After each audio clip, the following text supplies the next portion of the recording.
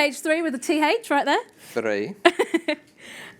You talk about some key truths. Yes. Right? So you say every organisation in the world has unhappy employees. Mm-hmm. That's pretty peak. Every single human being has happiness levels that fluctuate. Yep. Very true. No company will ever have happy employees all the time. Absolutely. Yep. And it's not healthy or realistic for human beings to be happy all the time. Why was it so important for you to set this out Because so early in the book? I think, and we've got lots of our clients here today, and we'll have a client panel later. There's this really good saying that once a metric becomes a target, it ceases to be a useful metric. Someone way smarter than me said that, and I'll find out who did. But what happens because the data in the platform's amazing, there is an initial thing to think the happiness index is all about what we would call toxic positivity, which is being happy all the time. But that's just not possible. And like I said earlier, you learn as much from when people are not happy and so on. So I wanted to establish that because we're called the happiness index, not the high happiness index. Yeah. And obviously I repeat that on a daily, and we use the happiness index ourselves and our clients use it, and we all fall into that trap because we want the metrics to go up. And over time, we want the averages to go up. But it's really difficult for our clients as well, because as soon as the numbers drop, the CEOs will be onto some of the HR team and say, "Why are they dropping?" We'll talk about that later, Monique. But I just wanted to establish that point that this is the study of happiness. Yeah. This is not toxic positivity, and I felt like it's really important to get that point out early. Yeah, no, definitely. Completely agree. But, I mean, we talk a lot about happiness right now. Happiness and engagement sometimes compete. Yeah. Why do you think they don't need to? Well, the reason I think they compete is, so history lesson for the fellow historian geeks in here. We did a podcast with Bill Kahn, who is the person who coined the phrase employee engagement. That was 1990 at Boston University. It was always supposed to include emotions in employee engagement, but once it got sort of co-opted by business schools and some of the consultancy firms, it just became this really cold metric, which meant effectively engagement was what the company wanted. But I've never ever been in a pub or anywhere social and heard someone say to someone, "Oh, how engaged at work are you?" Like, human beings don't care. Yeah. We in HR do, because it's important to us. And our role as companies, and we employ people, we want people to be engaged in the work that they do. But the individual is interested in their own happiness. And what the book is about how one of the things that frustrates me about life at the moment is everything is like polarized, isn't it? Yeah. You're either this or you're that. And there's just no in between on any subject anymore. There's no people going, "Oh no, maybe you've got a good idea." And that kind of happens in the business world. So the book is about how actually it's okay for companies, like companies pay their employees, and it's okay for them to get work out of what they want. But it's also okay for employees to enjoy that and get a lot from their career throughout that. So that was just a point that we made, and obviously Clive helped us articulate that into what I said earlier, which is engagement is what the brain needs and happiness is what the heart needs. Yeah. Love that. That makes sense? If you could, yeah, absolutely, it does. And if you can see on the back there on the slides, we love our little heart and brain little characters there. Do they have names? Joe, they have names? Pat, Pat, can we name them, please? What's this one going to be? And R? Love it. But yeah, I mean, as you're talking about how these concepts sort of came to be, it's got me thinking. Can you tell me about day one? Oh, what the happiness How index. did this happen? I think we've got a picture up. Yeah. This is it. That's Tony on the left there. That's Chris in the middle. And that's me on the right. And Isabella is also looking a bit embarrassed. That's her. So that's around our dining room table. So cute. But obviously it looks fun. But day one was an absolute disaster. We, for those that don't know, we had built the happiness index in a company called 4Ps 2 years prior to it launching. So Matt Stannard, our CTO, who's on a train and we're trying to get here desperately, and we've switched around the schedule so he can do his session later on AI. He'd built like a beta version that we used with our clients before we turned it into the happiness index that you know today. And there's a saying in technology that if you're not embarrassed by version 1 of your product, you launch too late. And Chris, would you say we're embarrassed at version 1? Yeah.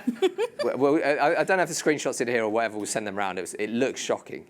But all we were trying to just do is trying to understand, is there a relationship between if your employees are happy, does that impact your customer happiness? And does that effectively impact the bottom line? At that stage, that's all we were looking at. But like all these things, when you invent something, you think everyone else is going to be into that thing. But it turns out it wasn't. The first person I called, I thought she is the type of person who's going to absolutely prioritise happiness. And I phoned her and she basically said, look, Matt, if people are unhappy, I fire them.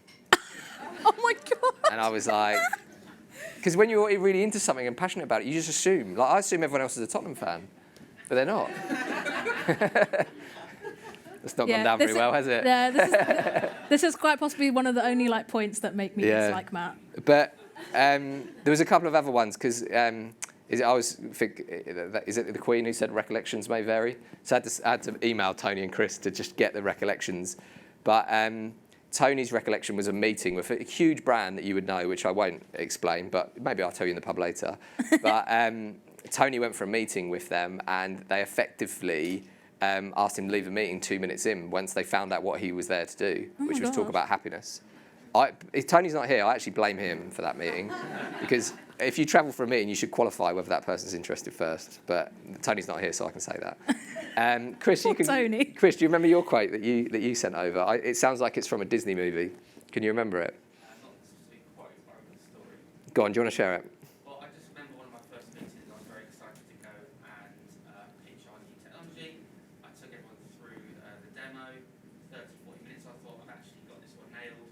They're going to sign up. And he said at the end of it, I love everything, but there's one big problem. And I was like, okay, I don't believe in happiness. Yeah. Oh, that's sad. Yeah. That's what we should have called the book, isn't it? I don't believe in happiness. But that's... How bleak.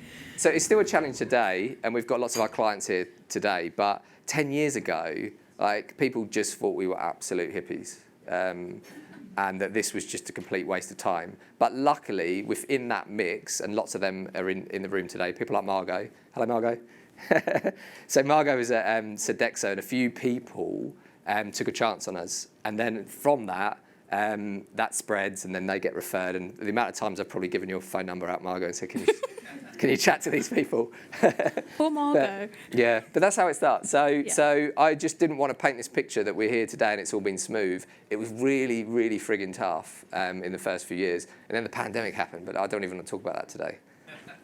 So valid, so valid. That sounds like quite a journey. Yeah. Wow. What a time. But, okay, let's go back to... We've had the sentimental moment. Let's go back to the data part. Yeah. Let's go back to the book, the content. Yep. You say this a lot. Yeah. And oh God, what is it? You talk about emotions as data points. Yep. What does that mean? Yeah. So Clive will touch a little bit on this later, but if you let's take an emotion like surprise when you've not done something before. The reason you feel surprised is because you haven't done it before, and your body is preparing you for something new. Right.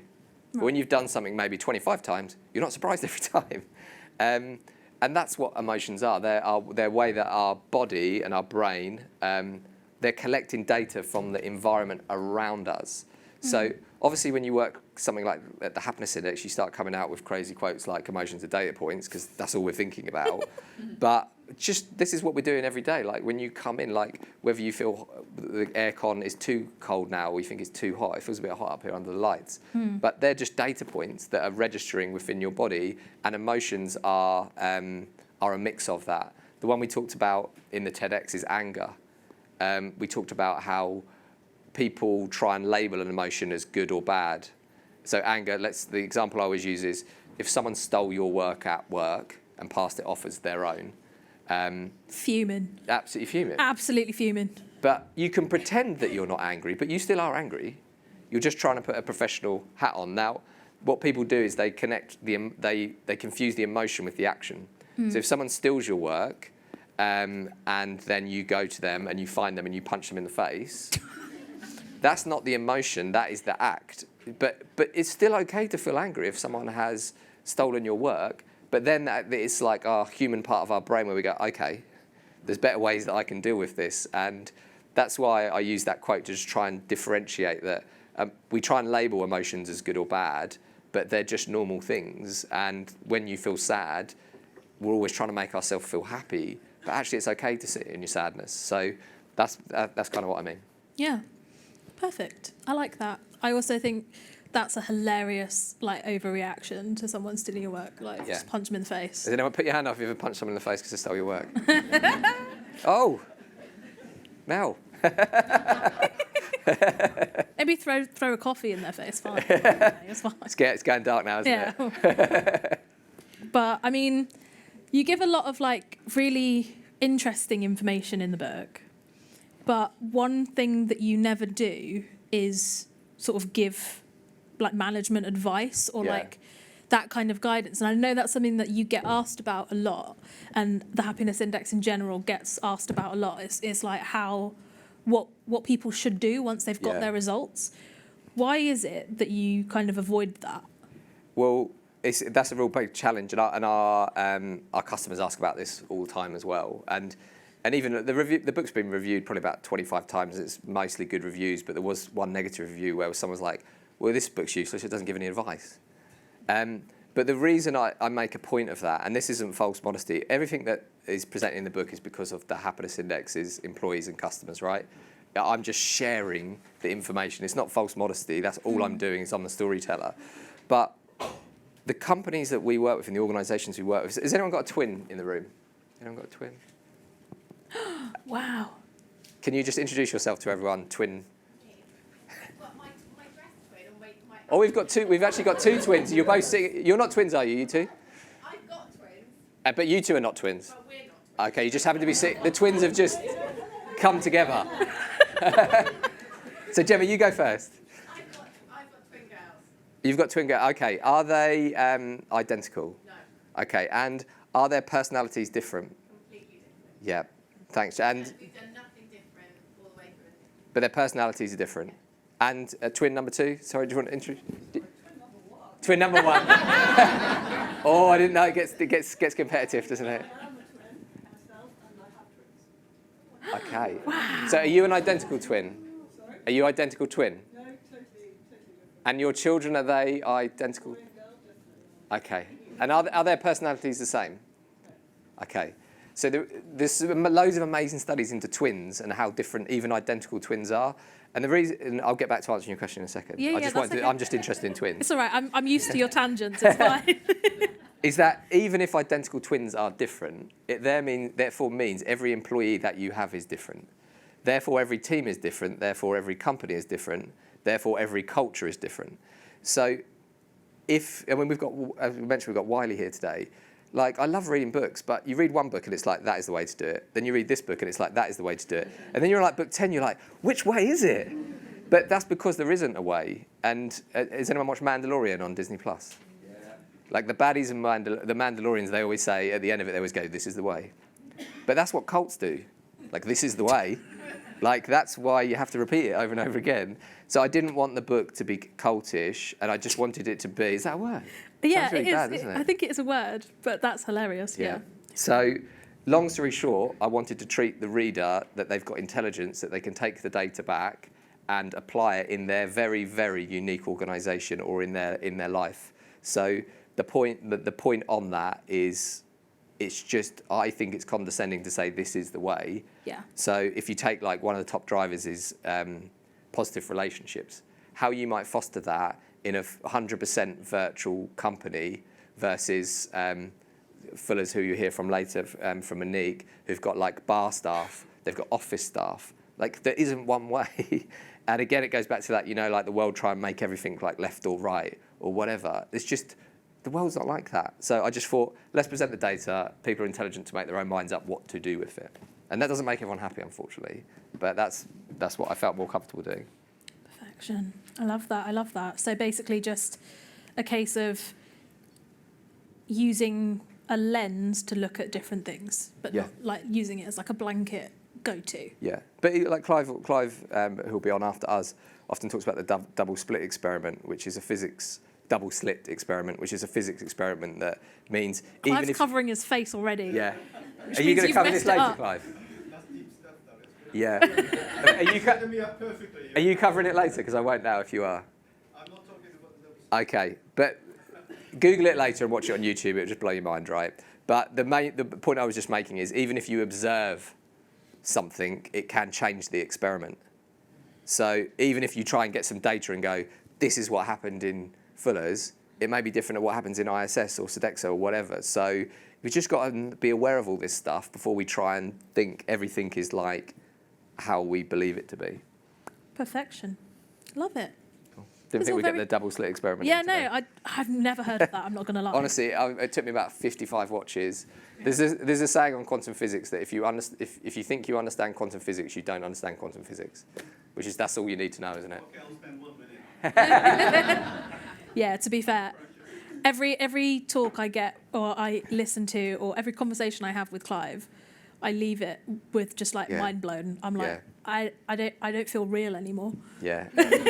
Everyone, anytime you've had a session with Clive, you just have to go and sit down afterwards in a Yeah. quiet room. So if you do that later, that's cool. Yeah. After Clive's talk, you take 5 minutes, have your existential crisis. It's fine. We're here to support you. But I mean, I think you'll agree. It's very lovely to be in a room full of lovely smiling faces. Some of which I've only ever seen on Zoom. Gemma over there was like the biggest shock of my life to see that she's a real human being. Yeah. Do you know what I mean? So, and you know, we're all feeling the buzz of the energetic connections. Yeah. Why was that the theme for today? I sort of touched on it earlier, but it's one of our clients said this the other day, because I'm a bit of a geek, I'm into my computer games, but they said, it feels like the last few years have been like a computer game on hard. Anyone else feel like that? And I felt like it's just summarised it. Oh, that's so real. It just summarised it up perfectly. So I just think we've done a bit of work with Unilever. The CEO, I hate this saying, but it's so true. They said like we live in an era of permacrisis. It's like, geez, and that makes all our anxiety just go. But I think, again, I'm not trying to set it up too much for Clive's session, but Clive will be talking about change and adapting to change later. But that was kind of the reason for what everyone's been through. Okay. I forgot the question. That's okay. Halfway through, I was answering it. That's okay. Your brain was going, what tangent can I go on now? Plus, it's my favourite one. Although Stephen Bianchi, I don't think Stephen's here. Each one of those 24 areas that you can see on the screen, there's an expert. Lots of the experts are here. So if you listen to the podcast and you see them, if you see people like Shopi around, go and say hello to them because they've put your hand up, Shopi. I've named you now. But there's loads of experts in the room that were on the podcast that we basically got the data on these areas and then analysed them. The one that, although energetic connections is my favourite, the one that I found the most interesting is the one that my brain ignores the most, which is, as you see it on the right under clarity, which is information flow. Stephen Bianchi's not here, but he managed to make information flow really interesting. So go and have a look at it. But he talks about like the choke of information, like some companies release information too slowly and some also do too fast. Like they just put loads of information out and you like don't even know what to think, and some don't put enough out about company performance. But listen to the one by Stephen Bianchi. There's a lot in that I'd not heard before. Definitely. The podcasts are all really, really good. Yep. Great listening to while you read your book. And you get guest host Kashi sometimes on there. Do you? Yeah. You've done a couple. Yes. You've done a couple. Oh my God, yeah, I did. Oh, I've forgotten already. Such a moment in your life that you've even forgotten.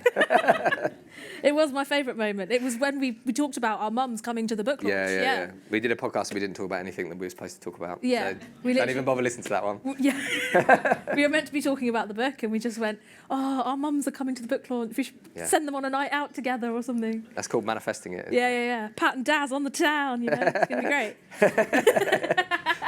Mum's blushing. But yeah, I mean, you've given a lot of good information here.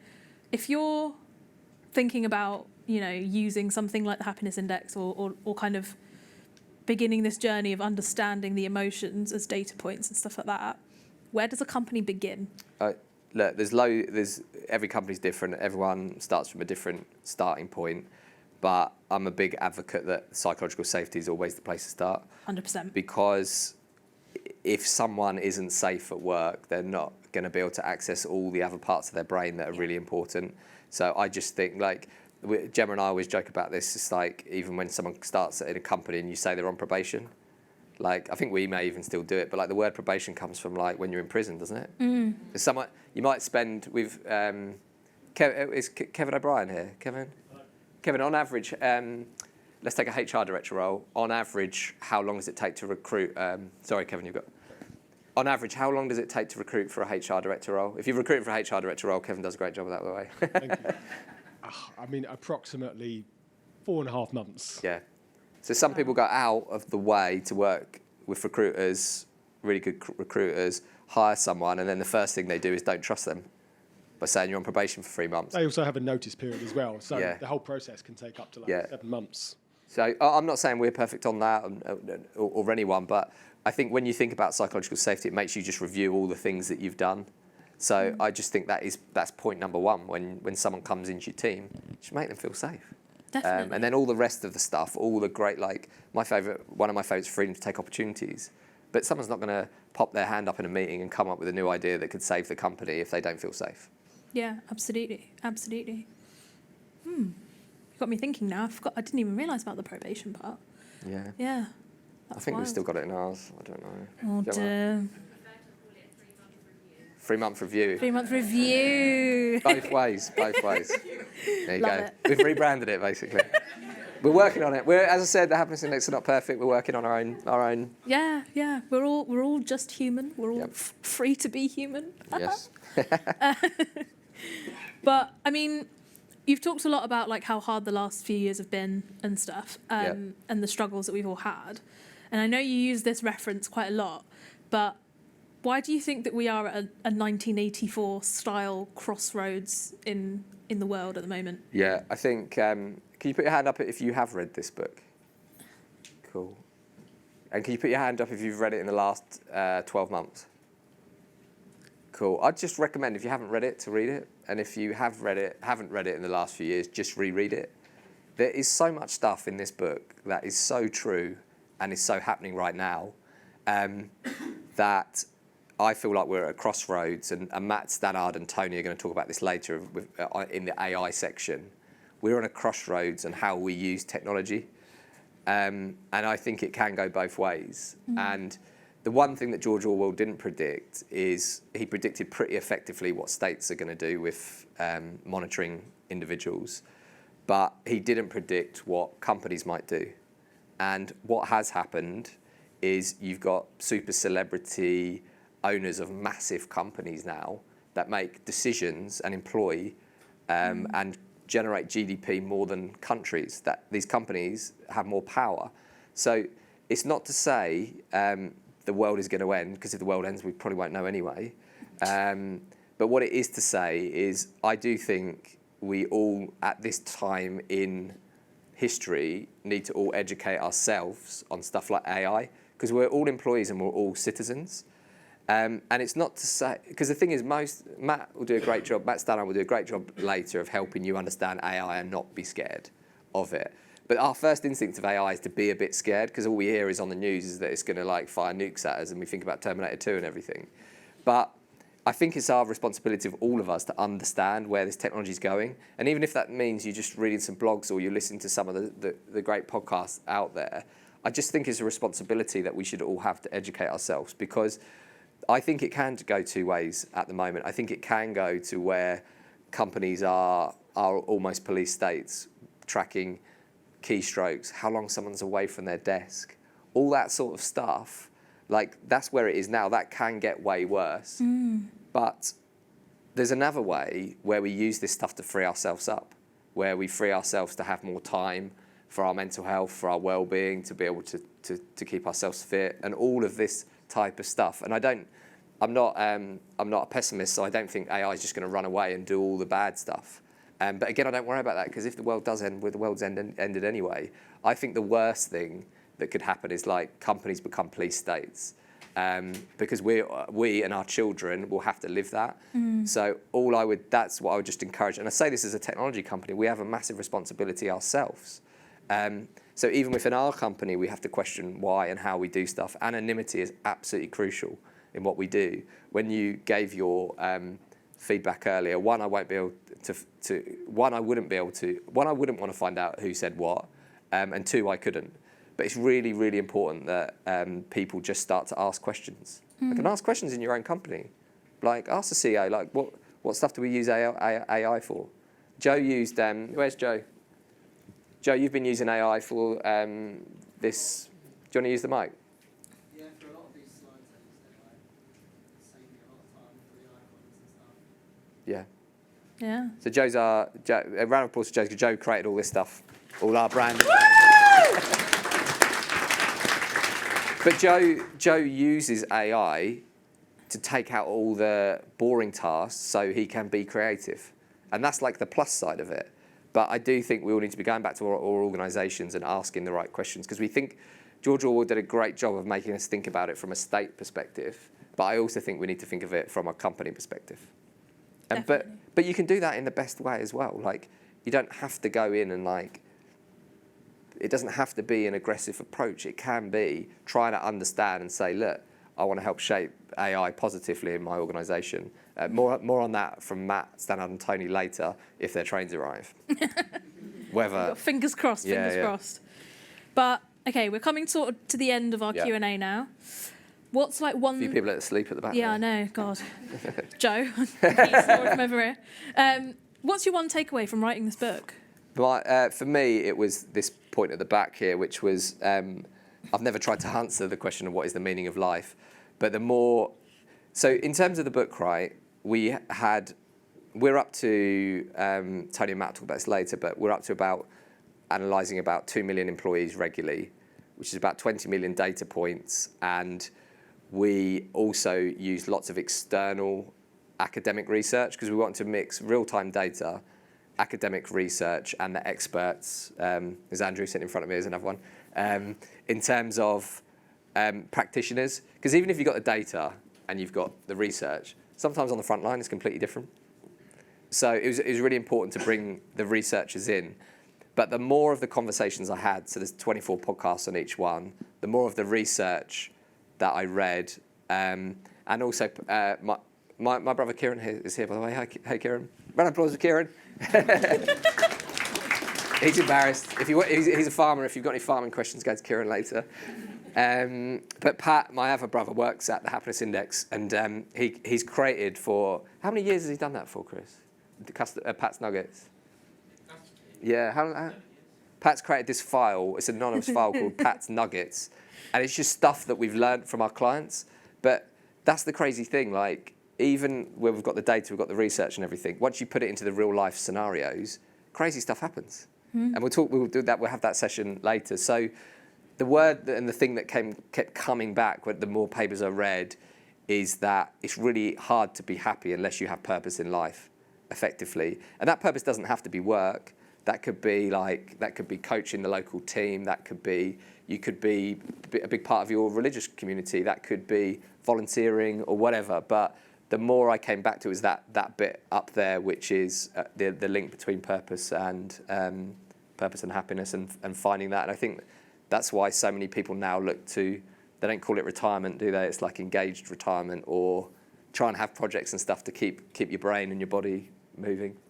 So that was the thing that kept speaking to me as I was going through all the research. Wicked. Love it. Well, thanks for sitting down with me, Matt. Well, thanks What for... a time. This has been great.